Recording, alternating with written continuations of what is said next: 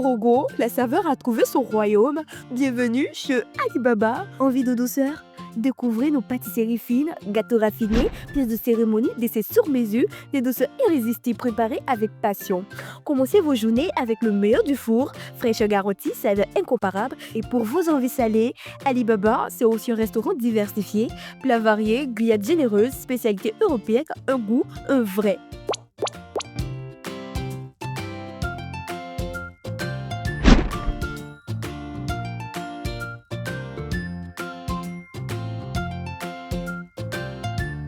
J'invite tout le monde à venir visiter Alibaba. Laissez-vous fondre de plaisir avec nos glaces onctueuses. Alibaba, le glacier qui donne le sourire. Besoin d'une pause? Notre espace café vous accueille avec style, confort et une ambiance qui fait du bien. Fraîcheur, qualité, hygiène, Alibaba, c'est la confiance servie chaque jour. Alibaba Korogo, tout ce que vous aimez au même endroit. Alibaba, le goût qui rassemble. Yachana TV vous offre une vue panoramique dans le district autonome de Savane.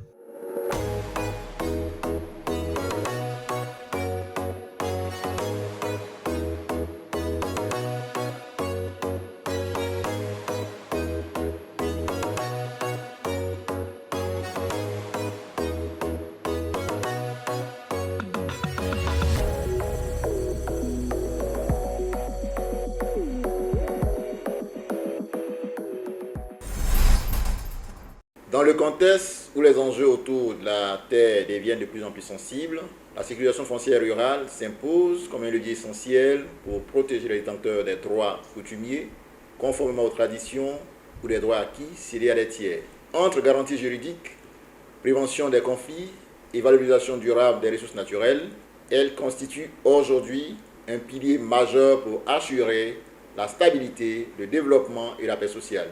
Au cœur de notre émission, Société et diversité, nous explorons l'importance réelle de cette sécurisation pour ceux qui détiennent, héritent ou exploitent la terre.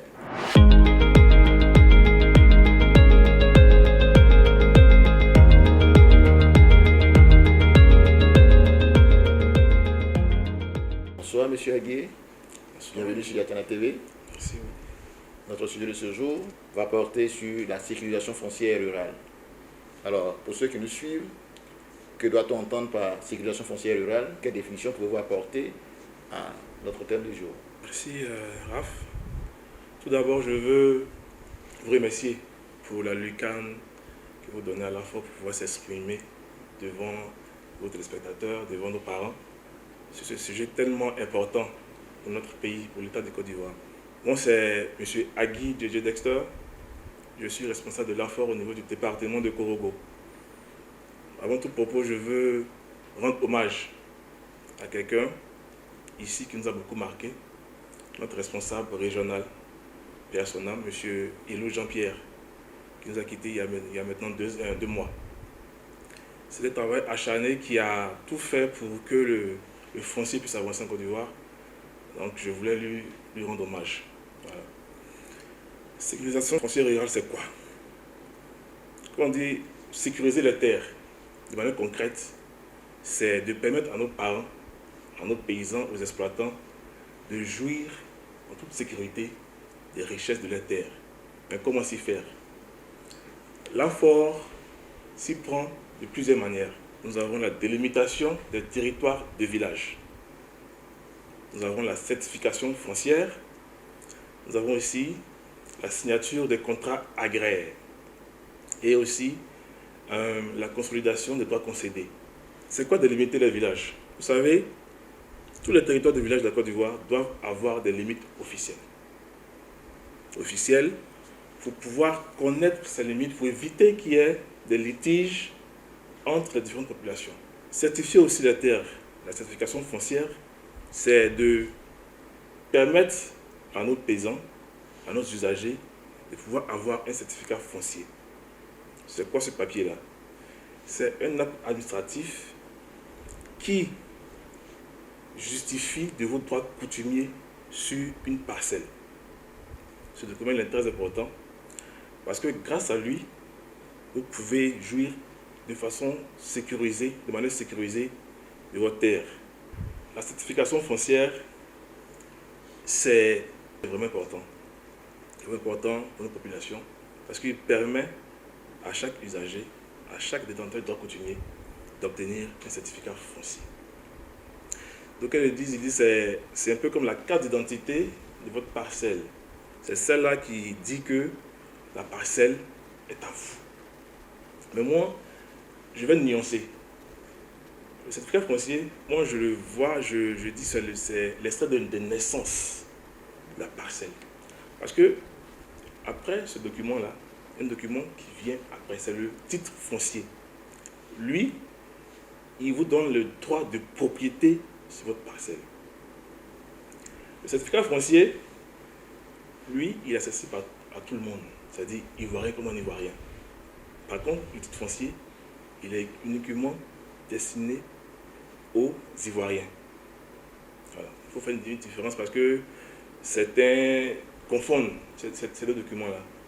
Donc il fallait que je fasse la nuance. Maintenant, vous savez, on est dans un milieu rural. Lors des formations qu'on a eu à faire ici à Gorogo pour nos parents avant de lancer notre projet Pressfort, on leur a rappelé que nous avons deux domaines dans le foncier. Le foncier rural et le foncier urbain. Nous, l'AFOR, l'Agence foncière rurale, notre rôle, c'est de sécuriser l'ensemble des terres du milieu rural sur le territoire ivoirien. Voilà. Donc, en résumé, sécuriser les terres, c'est de délimiter les territoires de village, c'est d'attribuer des certificats fonciers au requérant, c'est aussi de consolider les droits concédés. C'est quoi consolider les droits concédés? Vous savez, avant la loi de 98-750, du 23 décembre 1998, les terres appartenaient à l'État. Et souvent, l'administration accordait des parcelles à des paysans. Des titres de propriété, des permis d'occuper, voilà. Maintenant, après que la loi a été prise, consolider les droits, c'est de permettre à ces personnes-là qui avaient ces documents-là d'aller directement à l'immatriculation et le titre foncier. Et le dernier processus, je le dis, c'est le contrat agréé. Vous savez, l'AFOR, quand on sensibilise, on dit à nos parents d'éviter de vendre les terres, parce qu'il y avait des ventes anarchiques. Donc, pour ce fait, l'AFOR a mis en place différents types de contrats agréés.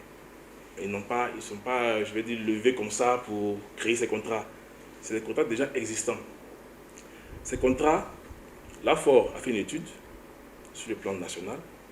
Ils ont essayé de découvrir quels sont les types de contrats qui sont déjà mis en place dans nos différents villages.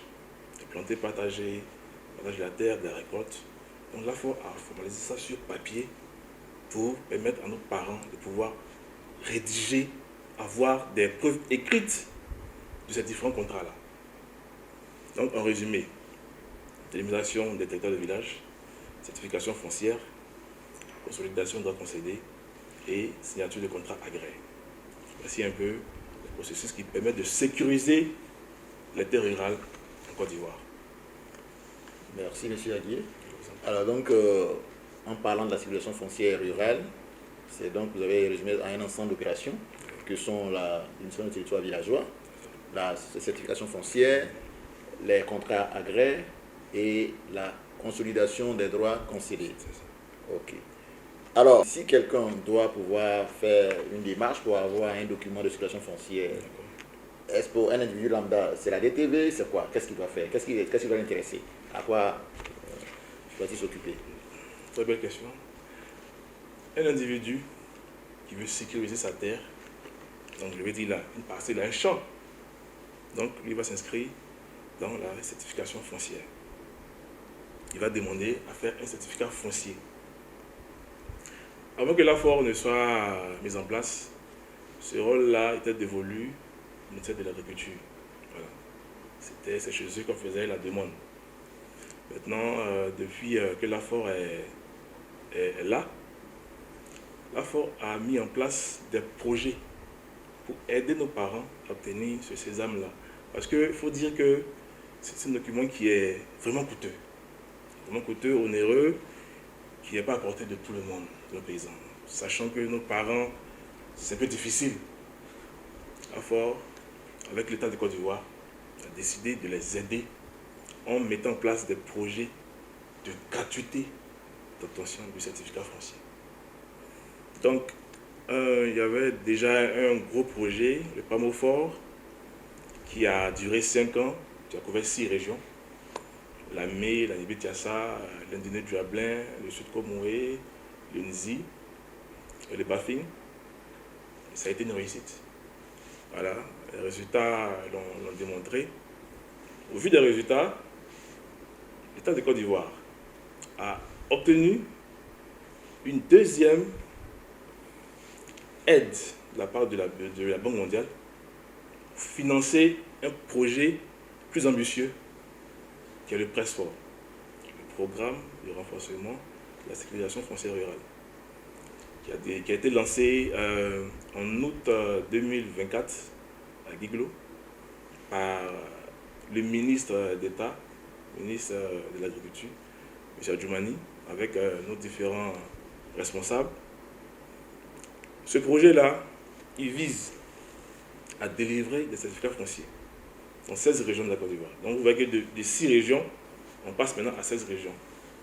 Et le but même de l'État, en le faisant, c'est-à-dire qu'au fur et à mesure de couvrir l'ensemble du territoire ivoirien. Parce que d'aucuns se plaignent, ils disent que pourquoi il y a le projet, par exemple à Korogo, où on est, et puis eux, par exemple, ceux de Bundiali ne l'ont pas. Vous voyez? Voilà.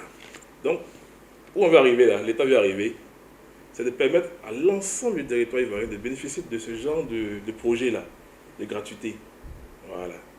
Donc, concrètement, celui qui veut sécuriser sa parcelle, l'AFOR a rendu possible cela de façon gratuite. Mais comment on s'y prend concrètement? l'AFOR s'est tourné vers un cabinet privé, de géomètres experts privés. Parce que vous savez, en matière de financement de la Banque mondiale, il faut rendre externe les travaux de terrain. Donc, précisément dans la région du Poro, c'est le cabinet CGDS Diallo Sekou qui travaille ici. Donc, avant de commencer, on a fait des lancements, d'abord en département, en sous-préfecture, où nous sommes allés nous présenter l'opérateur, le sous-préfet, la population. On a dit que désormais, si quelqu'un veut faire son certificat foncier, qu'il vienne s'inscrire dans un cahier d'intention. Dans chaque village, l'opérateur technique, le CGDS, a déposé des cahiers d'intention. C'est quoi les cahiers d'intention? C'est-à-dire que c'est des cahiers où moi, en tant que je me dis que j'ai une terre rurale, par exemple à Dasumbo, je viens auprès de l'opérateur pour dire que j'ai une terre, je vais m'inscrire pour obtenir le certificat foncier. Ce document a été laissé au sein des comités villageois, des secrétaires des comités villageois. Donc c'est eux qui vont répertorier, qui vont faire la liste de tous les détenteurs de droits coutumiers de leur village et les transmettre à l'opérateur technique. Quand lui vient, on a mis en place une approche qui est dite approche systématique, c'est-à-dire que l'opérateur, quand il vient, il va faire des levées des parcelles sur l'ensemble du village. Et maintenant, après cela, quand il aura fini les levées, il va maintenant passer maintenant au recensement des droits coutumiers. C'est quoi recenser des droits coutumiers? C'est une enquête. Terre à terre, c'est une enquête pour voir si le demandeur là, qui s'est inscrit, a vraiment des droits coutumiers sur la parcelle.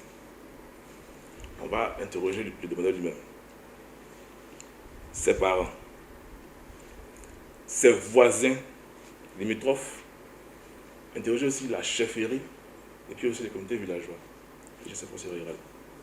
Donc c'est ceux-là qui vont attester que vraiment, M. Yo par exemple, a vraiment un droit coutumier sur la terre dont il parle. Quand l'enquête est finie, Que va faire maintenant l'opérateur? Il va établir le plan provisoire de la parcelle en question. Il va la mettre en publicité. C'est quoi? C'est une séance publique. Il vient, le commissaire enquêteur de l'opérateur qui vient et il va présenter devant tout le monde, devant le village, les résultats de ses travaux. Il dit, ah, chers parents, j'ai travaillé pendant longtemps, je suis venu avec des résultats, avec des plans présentés pour voir si il y a des oppositions à ces personnes-là qui ont fait la demande de certificat foncier. La publicité, elle dure 1 mois.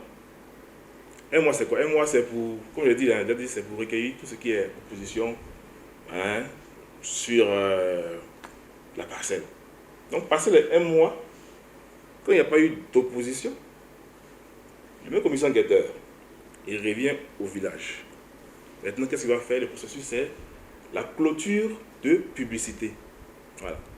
Une clôture, c'est ça. C'est pour dire qu'il est venu clore la publicité, pour dire que pendant 1 mois, il va venir lire maintenant dans un registre qui a été déposé avant, le registre d'accord et opposition. Il va le prendre, il va lire devant tout le monde. Ah, mais c'est lui qui a fait une demande de certificat foncier. On ouvre le document, on voit qu'il n'y a pas eu d'opposition. Ça, c'est dans le meilleur des cas. Voilà, pas d'opposition. Donc, le dossier est bon pour le moment. Mais c'est pas encore fini. C'est long le processus. Passer la clôture de publicité, il y a une autre étape. Voilà. C'est la signature du constat d'assistance paisible et continue des territoires coutumiers.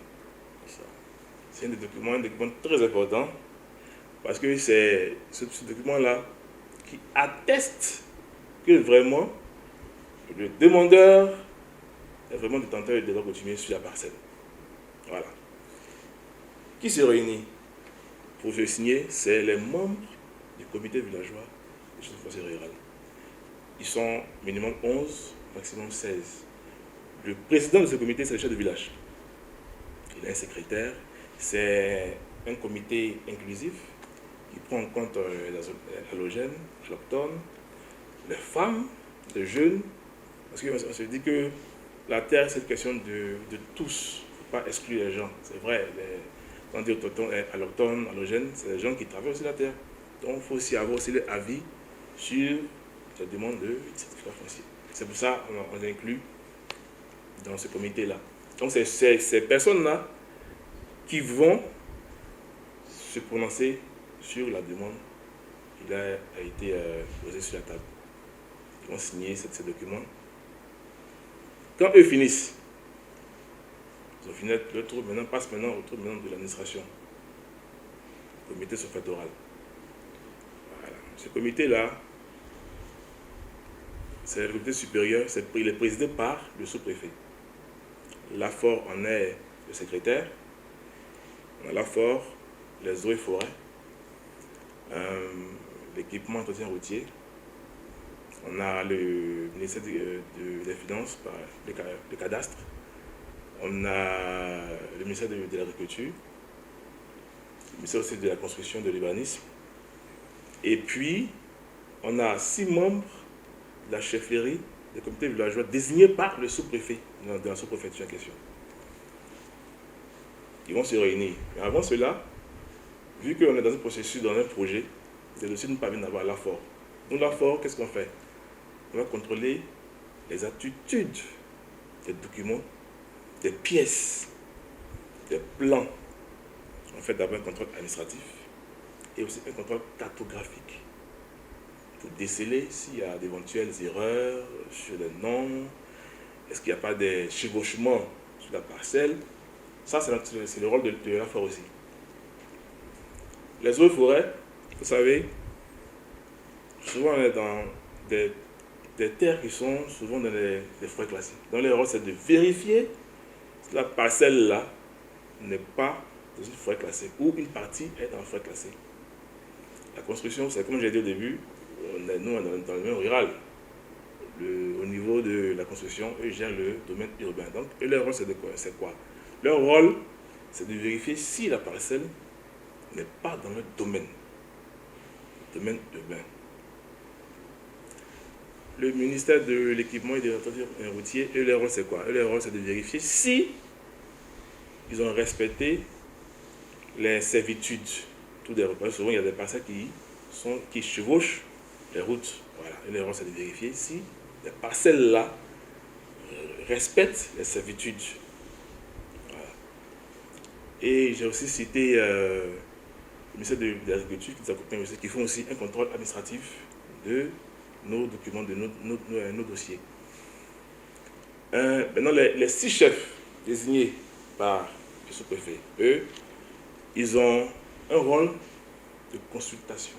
C'est-à-dire que le sous-préfet les consulte pour voir si il n'y a pas derrière des litiges, est-ce que la terre n'est pas litigieuse, et aussi ils vont se prononcer lors de la séance de validation. Donc, quand nous on finit tous ces contrôles-là, il y a un rapport qui est fait, qui est envoyé chez le sous-préfet, qui va convoquer une séance de validation. Nous, la fois, on est le secrétaire, donc le sous-préfet convoque la séance avec tous les membres là, que j'ai cités là, pour se prononcer sur le dossier de telle personne. C'est passé quand c'est passé ce crible-là, quand c'est passé cet ami-là, qu'il n'y a pas de problème, que le sous-préfet et la fois redonne le dossier à l'hôpital technique, fait maintenant le dossier définitif, la carte définitive de la parcelle, et maintenant le certificat foncier en 2 copies, les transmet au préfet du département, qui va signer le document, remettre une copie au demandeur et cadrer une copie. Voici un peu le processus de certification foncière. D'accord. Merci, M. Adier. Alors, vous avez dit tout à l'heure dans vos propos introductifs que tout le monde peut avoir le certificat foncier. Alors, la question qui me vient à l'esprit, nous sommes dans une zone rurale, donc dans une localité donnée, où il y a des autochtones, où il y a naturellement des allogènes et des allochtones. Alors, bon, pour les autochtones, on peut comprendre que déjà des terres passent des aïeux aux ancêtres, aux grands-parents, aux pères et aux enfants. Et pour ce qui est des allochtones et allogènes, comment cela peut-il avoir un certificat foncier dans un tel contexte? Quels sont les droits du moins qui détiennent, qui peuvent les conduire à avoir ce document? C'est ça. Vous savez, pour avoir des droits coutumiers sur une parcelle, il y a 2 manières. Allons-y. Il y a par le don. Par don, c'est-à-dire, c'est un don définitif. Parce que souvent, ici, nos parents, il faut qu'ils puissent bien comprendre. Ici au nord, quand ils parlent de don, ils parlent de prêt. Prêt et don, c'est différent. Donc, c'est par le don. Je peux donner une terre de façon définitive à un étranger qui est venu travailler chez moi. Par exemple, je prends toujours un exemple, par exemple, un instituteur dans un village qui a bien travaillé, qui a aidé nos enfants à avoir le diplôme. Le chef peut dire: ah, mon fils, tiens au moins 1 hectare pour toi. Parce que le chef a fait un don à l'instituteur. Il y a aussi par l'achat. L'étranger, allogène, autochtone peut acheter une terre, mais à des conditions. Que ce soit don, que ce soit achat, il y a une condition qui est là. Voilà. En 2019, il y a une loi qui a été votée qui dit que maintenant, on ne peut plus faire de vente ou de don de terre dans le milieu rural sans le certificat foncier. Depuis le 14 octobre 2019, ça entre en vigueur. Du coup, tous ceux maintenant-là, après cette date-là, qui veulent vendre, qui veulent acheter et faire un don d'une parcelle rurale, doivent d'abord se soumettre au certificat foncier. Tant que le vendeur, peut-être il n'y a rien qui vend là, n'a pas ce document-là, il ne peut pas vendre. Je vous dis merci aussi pour l'occasion parce que nos parents, ici, ne savaient pas cela. C'est loi d'information, de sensibilisation, on les disait, mais la loi n'a pas encore vulgarisé. Donc, quand on le peut, quand il y a une occasion, on leur donne l'information. Parce que ça crée beaucoup de problèmes ici. Beaucoup de problèmes, il y a des gens qui continuent à vendre après 2019. On revient à notre cas là. Oui, la question de l'allogène. Voilà. Au certificat foncier, quel droit peut-il permettre d'avoir ce document? Il veut faire, par exemple, il n'a pas eu ça par don ou par achat. Mais si c'est, comme je l'ai dit, on est en 2025, il veut acheter une terre. Qu'est-ce qu'il va faire? Il va se rapprocher du chef de village, par exemple, de la localité. Il dit, ah, papa, je vais acheter une terre. Il dit, ah, ce qu'il peut acheter, c'est une terre certifiée. Pas autrement. S'il doit avoir une terre à Kourogo ici, il n'a pas hérité ici par héritage, il doit nécessairement acheter une terre qui a un certificat foncier. Là, il est dans les règles. C'est le seul moyen de le faire. Et puis, de ne pas être lésé après. Voilà. Donc, pour nos allochtones allogènes, c'est de se rassurer que la terre qu'ils vont acheter là a d'abord un certificat foncier. Ok. Voilà. Alors, donc ça m'amène à poser naturellement une question. Puisqu'on dit que pour que les allochtones et allogènes, ceux qui désirent acheter des terres dans l'état actuel des choses, il doit nécessairement que ces terres aient un certificat foncier. Et donc, si nous rebroussons la manche dans les années antérieures, pour ceux qui ont eu à faire des achats sur les parcelles dans le milieu rural, qu'en est-il pour eux? Très belle question. Donc, on se situe maintenant sur ceux qui ont acheté avant 2019. Pour eux, il n'y a pas de souci. Ils peuvent aller directement au certificat foncier. Mais il faut qu'ils fassent la preuve que l'achat a été fait avant 2019, avant le 14 octobre 2019. Donc, c'est quoi? C'est de montrer à la fois le document, la convention, le contrat agréé. Le contrat avant, il n'y a pas de contrat agréé. Le contrat qui dit que je me suis acheté une terre avant octobre 2019. Tout c'est le cas. Moi, j'ai eu à traiter ce genre de cas quand j'étais encore en poste à Zobé. La demande va directement au certificat foncier. On va suivre l'enquête, comme j'ai expliqué là. Ça suit le processus. C'est ton document, on te remet. Voilà. Mais si c'est après octobre 2019, il faudrait d'abord vérifier si la parcelle est d'abord certifiée. Voilà. D'accord. Amis téléspectateurs, restez connectés sur notre question du jour, notamment la sécurisation foncière rurale. Voilà, comme on a bien pu le découvrir ensemble, qui est un sujet d'actualité, un sujet important. Et nous passons à l'instant partenaire avec Alibaba. À Korogo, la saveur a trouvé son royaume. Bienvenue chez Alibaba. Envie de douceur? Découvrez nos pâtisseries fines, gâteaux raffinés, pièces de cérémonie, desserts sur mesure, des douceurs irrésistibles préparées avec passion. Commencez vos journées avec le meilleur du four, fraîcheur garantie, saveur incomparable. Et pour vos envies salées, Alibaba, c'est aussi un restaurant diversifié, plats variés, grillades généreuses, spécialités européennes, un goût, un vrai.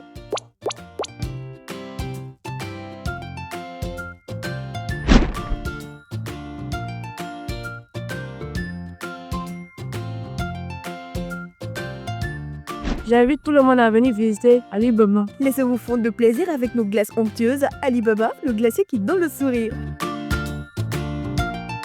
Besoin d'une pause? Notre espace café vous accueille avec style, confort et une ambiance qui fait du bien. Fraîcheur, qualité, hygiène, Alibaba, c'est la confiance servie chaque jour. Alibaba Korogo, tout ce que vous aimez au même endroit. Alibaba, le goût qui rassemble.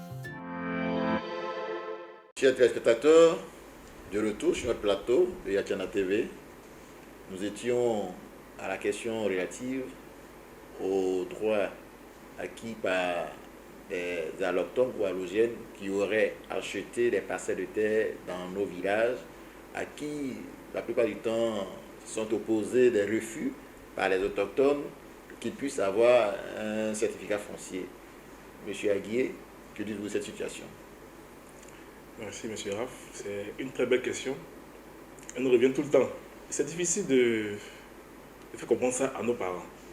Parce que dans le temps, ils n'avaient pas compris l'importance de la terre. Et ils vendaient un peu de façon anarchique.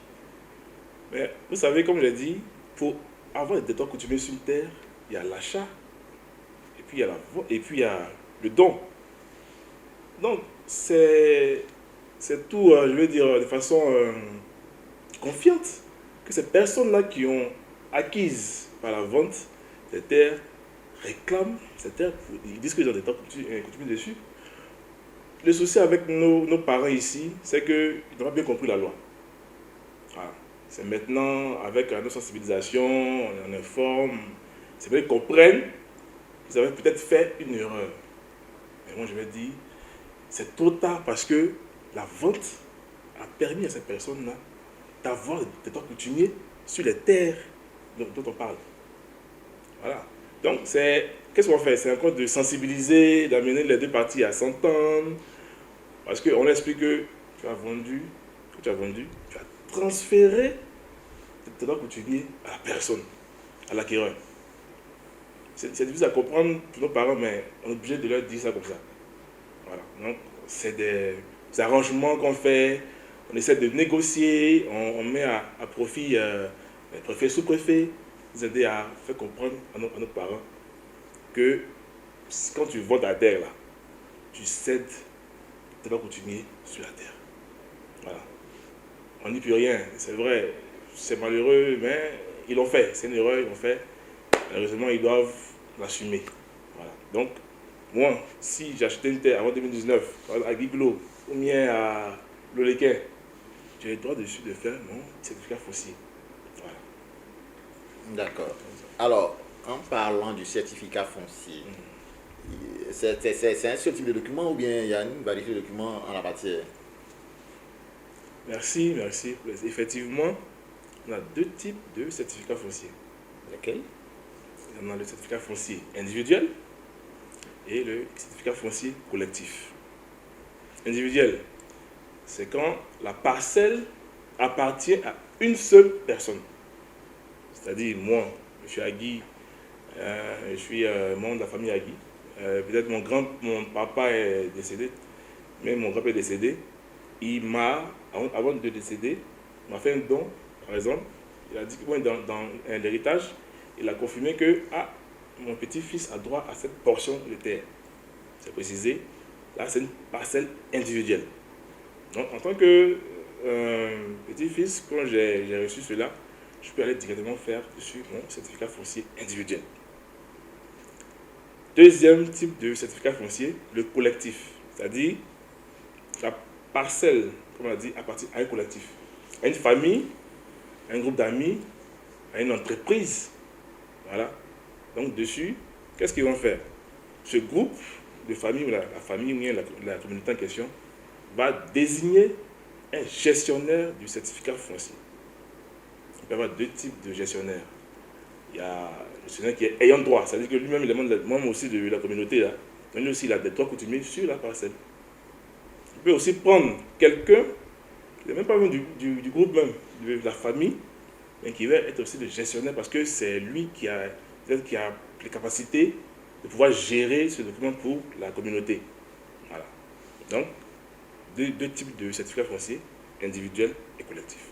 Alors, la question naturellement qui me vient à l'esprit, est-ce qu'il y a une différence dans la procédure pour ce qui est du certificat foncier individuel et du certificat foncier collectif? Les procédures sont pareilles.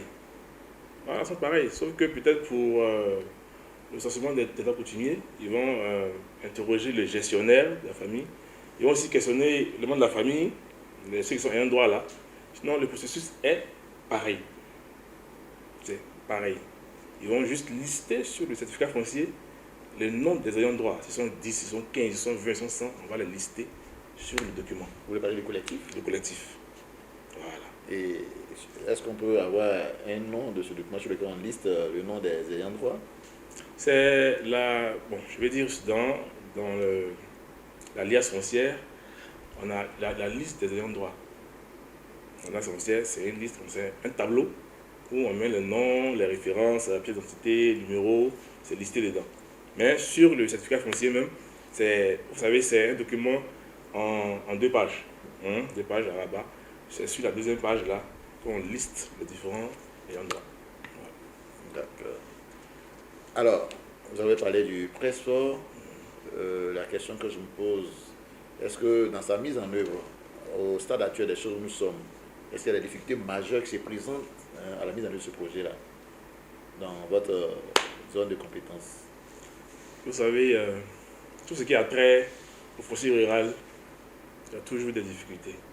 La terre est tellement prisée maintenant, ça fait que tous les projets qui vont venir là vont se heurter quand même avec quelques difficultés. Particulièrement ici dans le Poro, ce sont des conflits entre tuteurs et personnes installées. Des difficultés majeures qu'on a repérées pour le moment. Des villages qui ne se reconnaissent plus comme villages installés, qui nient même l'appartenance à leur tuteur, et aussi, souvent aussi, des conflits entre voisins de parcelles. Ce sont ces difficultés-là qu'on rencontre. Mais, en général, le processus quand même avance quand même bien. Voilà, il ne faut pas qu'on se monte. C'est vrai qu'il y a des poches de conflits. On essaie de les résoudre au mieux. Mais on garde le cap, le processus avance très bien ici, dans les Poro. Alors, donc si nous devons vous entendre, vous avez déjà trouvé des solutions, des palliatifs à ces obstacles-là. Pouvez nous énumérer un peu déjà les questions que posent tuteurs et personnes installées, peut-être d'autres cas que vous pourrez peut-être porter à notre connaissance. Qu'est-ce qui est déjà fait dans ce sens-là pour arranger les choses? D'accord. Effectivement, on a entrepris des démarches pour essayer de résoudre ces litiges-là. Par exemple, je prends le cas de la sous-préfecture de Kiémou, ici à Korogo. Le sous-préfet, il y a de cela 3 mois, a convoqué, on avait un litige entre deux villages. Le village qui refusait que l'autre village fasse un certificat foncier. On a réuni. On a aussi réuni aussi les chefs cantons. Donc c'est avec l'aide des chefs cantons, des chefs coutumiers même de la région, des sous-préfets, des préfets, on essaie de résoudre ensemble les questions. C'est-à-dire que nous, là, vous savez, notre structure, nous, on va donner des conseils, mais on ne tranche pas. Là, fort, essaie d'orienter les différents acteurs pour pouvoir résoudre les litiges. C'est pour ça même qu'on a mis en place un mécanisme. Dans chaque village, dans chaque sous-préfecture, le mécanisme de gestion des plaintes. Vu qu'on sait très bien que le foncier suscite des litiges, on a mis en place ce mécanisme pour résoudre à la racine même ces différents litiges-là. On a structuré cela en 2 comités. On a un comité au niveau de la sous-préfecture, au niveau sous-préfectoral, et puis il y a un comité départemental, voilà, qui est présidé par le préfet du département. Donc, eux, leur rôle, c'est de résoudre tout ce qui est litige lié au projet Pressfort. Pour le moment, il faut dire que le mécanisme n'a pas encore été saisi, puisque c'est maintenant qu'on le met en place. Donc, au fur et à mesure, on va essayer de répertorier tous ces litiges-là et les résoudre à travers le mécanisme de gestion des plaintes. Monsieur Aguier, en quoi est-ce que ce projet-là est bénéfique pour les personnes désireuses d'avoir un document de sécurisation foncière, et surtout dans la localité d'ici? Pourquoi devrait-il s'empresser d'aller se faire établir un document foncier dans le milieu rural, bien sûr? D'accord. Le Pressfort, c'est un projet vraiment ambitieux. Ambitieux parce qu'il permet à nos parents de sécuriser les terres à travers un certificat foncier. Ce document-là leur permet de jouir de leurs terres de façon sereine et aussi de pouvoir sécuriser leur investissement, même attirer même les investissements, parce qu'une terre qui est certifiée, c'est une terre qui est prisée, qui amène les investisseurs à financer des projets pour des ONG, pour des collectivités et tout. Et puis aussi, ce document permet aussi à nos parents d'avoir des prêts bancaires. Par exemple, moi j'ai un certificat foncier, je n'ai pas les moyens pour mettre en valeur ma terre. Je peux aller à la banque et dire, j'ai 10 hectares, je vais peut-être faire de l'anaca dessus. Je veux un prêt. Ils vont venir expertiser, ils vont venir faire l'expertise de la parcelle. Voici réellement la terre déjà est certifiée. Donc d'abord, ce document va être présenté à la banque, qui va maintenant donner le prêt au paysan qui pourra maintenant faire son activité. Vous voyez, ça résout aussi les problèmes de voisins. des litiges entre voisins. Vous savez, on va mettre des bornes pour délimiter les différentes parcelles du village. Donc chacun connaîtra ses limites, des limites officielles. Et je rappelle que quand une borne qui est placée est déplacée par un voisin, ce dernier-là risque la prison. Il faut que ce soit clair aussi avec nos parents. Une borne, elle ne se déplace pas. Quand on est fâché, on va chez le sous-préfet. On dit, ah, ils ont délimité la parcelle là, je ne suis pas content, venons refaire. On peut le faire. Mais dire que on va enlever des bornes, les déplacer, ça ne se fait pas. Donc, je reprends. Le projet là permet à nos parents de jouir de leur terre de façon sereine et paisible. Ça aussi permet aussi d'éviter de résoudre les litiges entre voisins. Et puis aussi, pour quand on délimite les villages, ça permet aussi à l'État de pouvoir implanter des projets de développement. Quand on connaît les superficies de nos différents villages, les cartes, et puis la zone de compétence des villages, l'État, ça lui permet aussi, dans la politique de développement, de pouvoir implanter facilement des projets de développement. Monsieur Aguier, quelle est donc la durée du projet? Le Presse-Fort est prévu durer 5 ans. Comme je l'ai dit tantôt, il a été lancé en août 2024. Du coup, le projet prend fin en 2029. Okay. Alors, au stade actuel, nous sommes. Combien de temps reste-t-il pour les opérations de terrain en ce qui concerne le projet? L'opérateur technique est sur le terrain estime son temps de fin à 1 an et demi, 2 ans, voire 2 ans. Voilà, parce qu'ils ont mis, comment dire, avec un griffe, le paquet. Voilà, ils ont déployé beaucoup de personnel sur le terrain afin de pouvoir maximiser le résultat et puis finir même avant même le délai imparti. Voilà. Ok. Monsieur Aguier, face à la caméra, votre mot de fin? Mon mot de fin, c'est d'abord dire merci.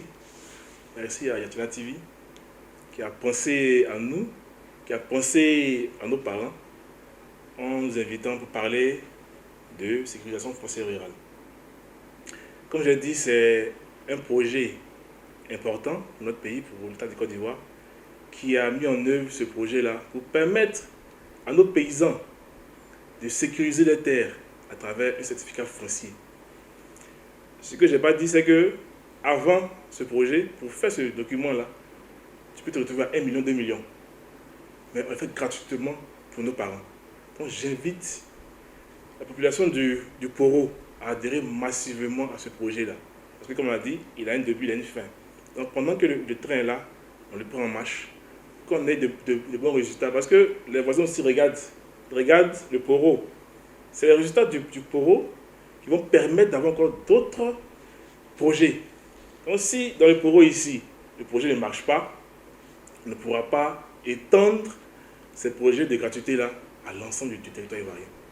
Donc je prie la population à adhérer massivement à ce projet-là. On est là, on est disponible, on a mis des agents en sous-préfecture, en département.